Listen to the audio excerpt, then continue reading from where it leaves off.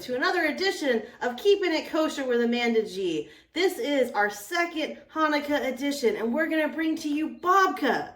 Babka, I've learned, because Wikipedia exists, I had to look things up, it came from the 19th century. Polish, Ukrainian. Well, what happened is they would have extra challah left over, but not enough to make a whole challah. So what they do, they would add sweet shit to it, and boom, you got yourself babka. Half cake, half bread. It doesn't know what it is. We don't care because it's delicious, and we're going to make it for you today. Thank you for tuning in. Let's go over what we need for babka to happen in your life. And this is a cinnamon babka that the internet says is easy for me to make. We're going to find that out together. First, you're going to need some vegetable oil. You will need some butter. You're going to need some eggs. Then we have here active dry yeast. Get the Fleischmann's kind because it sounds Jewish, and that's what we're about. You're going to need some honey. This is raw honey right here. You're supposed to use sea salt, but sea salt sounds expensive. And this was what was at the house. So we're going to use Morton's. Then you need some brown sugar. And of course, also some granulated sugar. Because Jewish people, we cannot make up our minds. So what do we need? More types of sugar. Mashugana. You will also need cinnamon.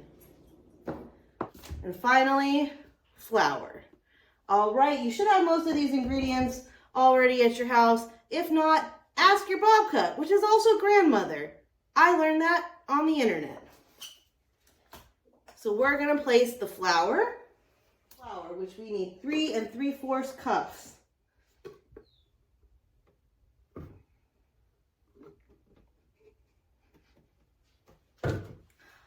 There, I think that was 3 3/4 cup. So 3 3/4 cup of flour. Let's just mix it up a little bit. Give it some spice. 1/2 cup of granulated sugar.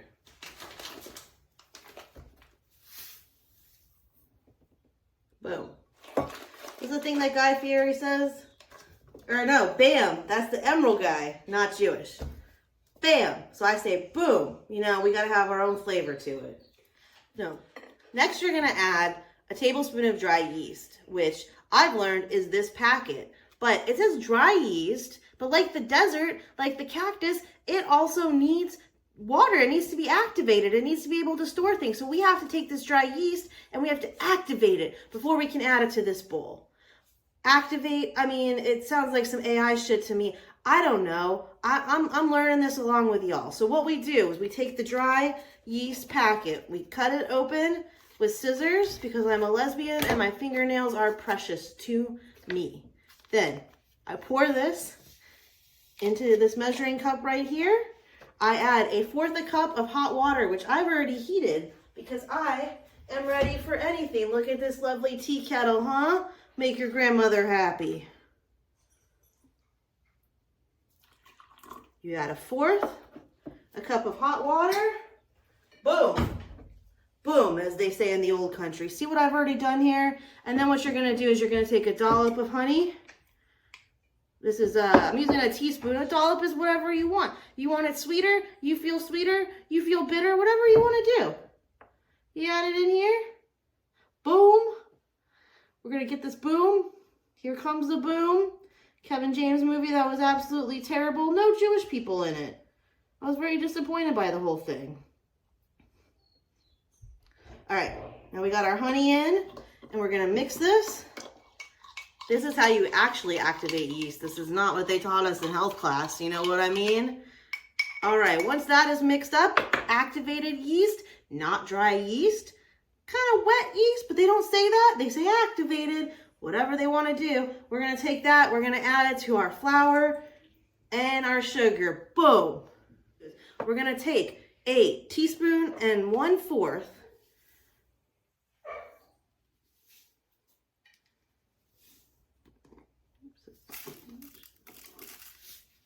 We're going to mix it on in because, you know, with Jews, we got to have some bitter stuff.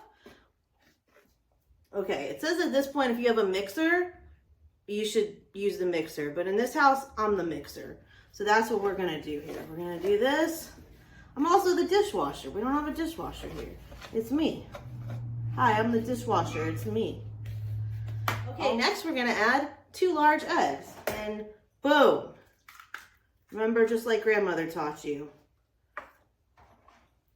See how I spread rumors and make this stuff happen? This is what Emerald did, you know? Bam didn't come from him. It came from his great-great-great-grandmother. He took it, he made it his own. I'm doing the reverse. I started something and I'm acting like it's a tradition. Prove me wrong. I'm gonna put it on Wikipedia today. All right, second egg. Boom. All right, and in this house, as you know, Jews, we don't waste anything. We don't waste, you think this is trash? Nothing is trash. We're gonna compost this. Boom, composted. Pretty sure that's how it works. Next, we're gonna add 1/2 cup of water and 3/4 a stick of butter. And we're gonna put it in here. And now, I'm gonna get a real stir because I started using this teaspoon, which is not great for stirring. I would recommend a wooden spoon. Yes, wooden. Like I said, we're green around here. We don't waste things. This was a tree once. Okay, wooden spoon's not so great. Probably better as a tree. This is activating a lot of muscles I didn't know that I had. I probably should have switched hands. I'm not left-handed, but this one's gonna look real weird pretty soon, so. All right, so once it is mixed where it's not sticking to the bottom, that means you're ready for the next step.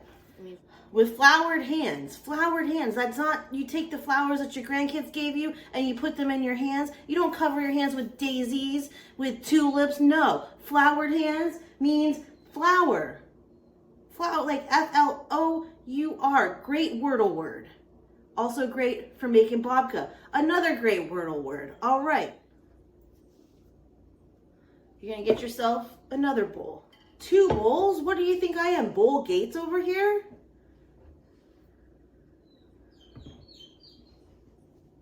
Mark Zuckerpan? So, we have to brush. We have to brush this bowl with oil. I don't have an oil brush. Look, I barely had 2 bowls over here. What do they think I am, Brush Limbaugh? This is gonna be the brush. I just put oil on my hand and I'm gonna brush. This is just like a paintbrush. It's like finger painting, you know? You got a finger painting Thanksgiving turkey from your kid. This is just the next level. You can even have your kid do it. They love this stuff. They love it. All right, once your bowl is brushed, you wanna get floured hands as we talked about.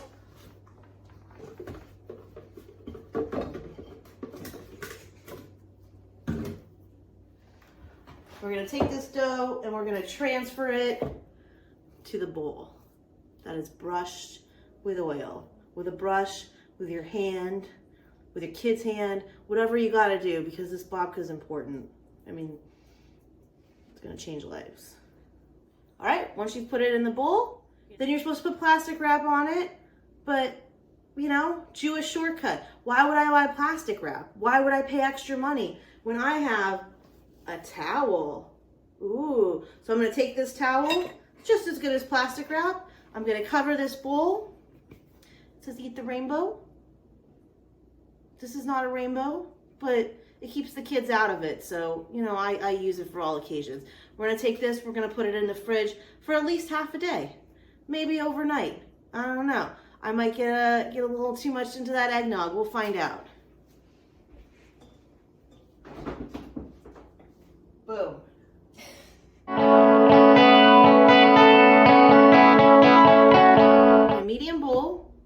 You're gonna take your butter, melt it. It's just easier to work with. You're gonna pour it on in there. 3/4 a cup of brown sugar. And then 2 tablespoons of cinnamon. We're gonna mix them together with a wooden spoon. You know, some people say George Washington had wooden teeth. Could you imagine licking a wooden spoon with your wooden teeth? Like, it'd be some weird times. I had a lot of questions about that, you know?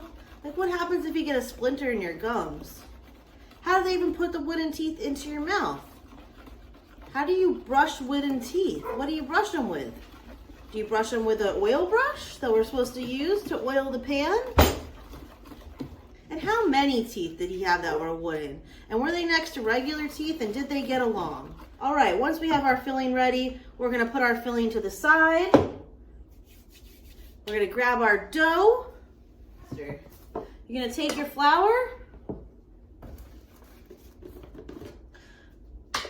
You're gonna sprinkle it on, right? Because you wanna make a nice flour base. Then you're gonna take your dough, and you want it to be a little cold, because when it's cold, it's more pliable. It's easier to work with. So you're gonna take your dough, get a little flour on it, get a little handsy with the flour, you know, as they did in the old country.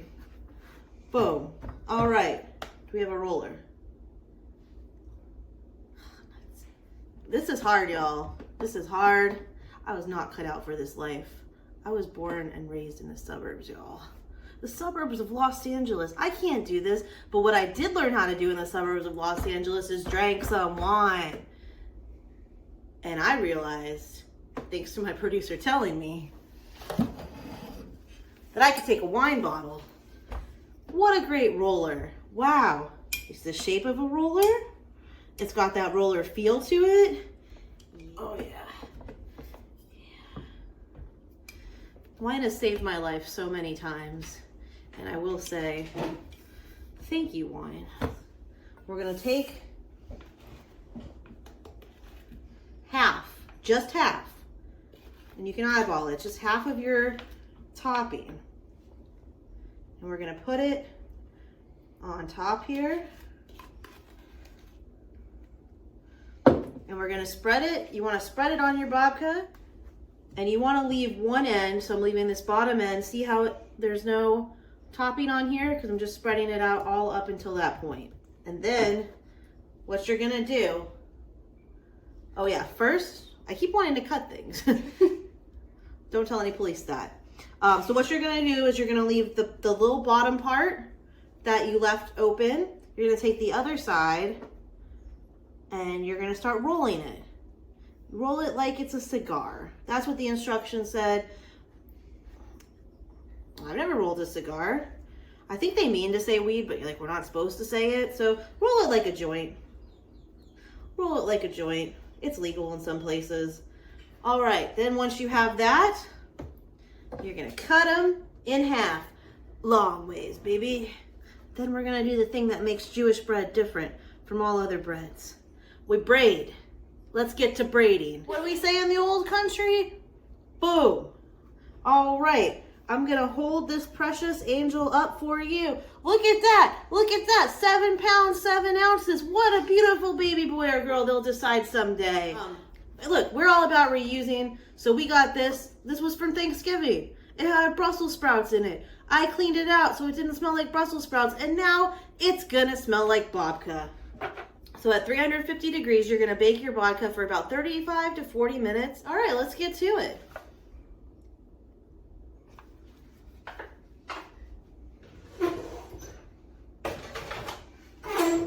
All right, our timer just went off. It's time to see what we did to ourselves. Oh yeah. Oh, and there is our final product, y'all. This is a babka recipe that's so easy, Amanda G could do it. This has been another episode of Keeping It Kosher, the Hanukkah edition. Happy Hanukkah, y'all. It starts December 7th this year. If you didn't know, if you're like, why is she doing this? Now, that's why. Get those presents, have a good time. And if you can't think of a present to get, make some babka. Thanks, y'all.